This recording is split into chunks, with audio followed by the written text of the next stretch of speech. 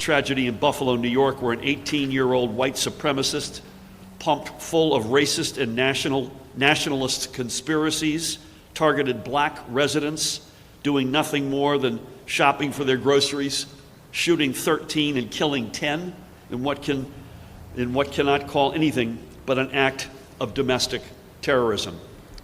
So cue the expected and pitiful expressions of thoughts and prayers from those held so powerfully in the grip of the gun lobby. And as it pertains to Buffalo, cue the hurried backpedaling from the right-wing talking heads and politicians who have so freely and openly peddled the garbage replacement conspiracy.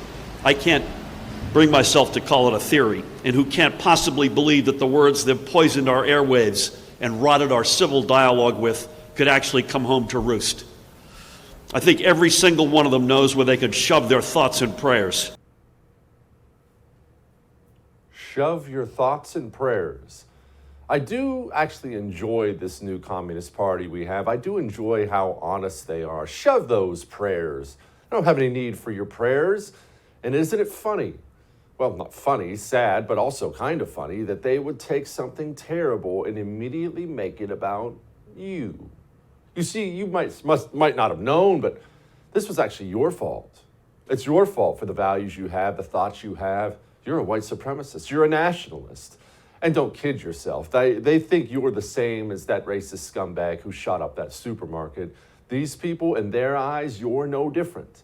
And they're going to ride this racism lie into the ground. And what is the racism lie? Not that there aren't racist people. Tons of racist people. There always have been, always will be. The racism lie is that there's some pervasive amount of white supremacy in the country. That's simply not true. In fact, I would argue, with maybe the exception of pedophilia, that there's not a worse label you can have assigned to you. If you really were a white supremacist, not the Democrat version of trying to make you one, but if you really were one, I'm talking swastikas and Klan hats and whatever else those people do, if that actually came out, your life would be over like that, immediately. No job, no wife, no kids, no life. You'd have to move to another town and change your name. There's no more reviled thing in American society today than white supremacy. And they know that, of course. And so it gives them ideas for the 2022 election.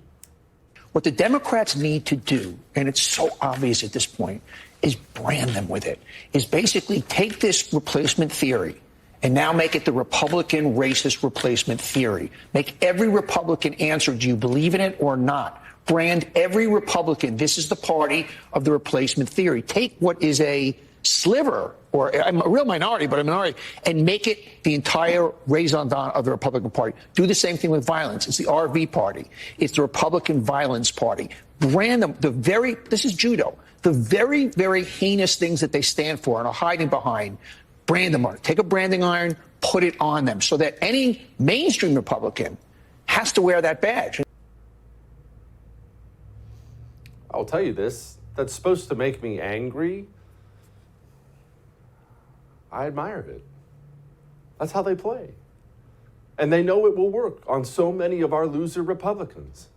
How many times did you see over the last 5-6 years Republicans, I don't like white supremacy, I'm against it. So you denounce white supremacy? Yes, I'm a good boy, I denounce it, I'm a good boy, guys. That's what they do. I support that guy right there because he knows he's facing a bunch of weak chumps who will spend their time playing defense instead of playing offense. Well, I definitely denounce white supremacy, white replacement theory. Don't let them play defense. These are the sick freaks who want to teach 10-year-old boys to cut their penis off. These are the sickos who have wide opened our border, if that's even a word or a way to put it, and are invading the country with illegal immigrants. These are the sickos who destroyed us in Afghanistan and got 13 of our warriors killed. These are the people destroying the energy industry. Play offense, no defense, ever. We are up against people who will lie and lie and label and lie and label and lie, and they're never going to stop. They're never going to wake up one day and say, well, I don't know, I guess we should feel bad, we lied.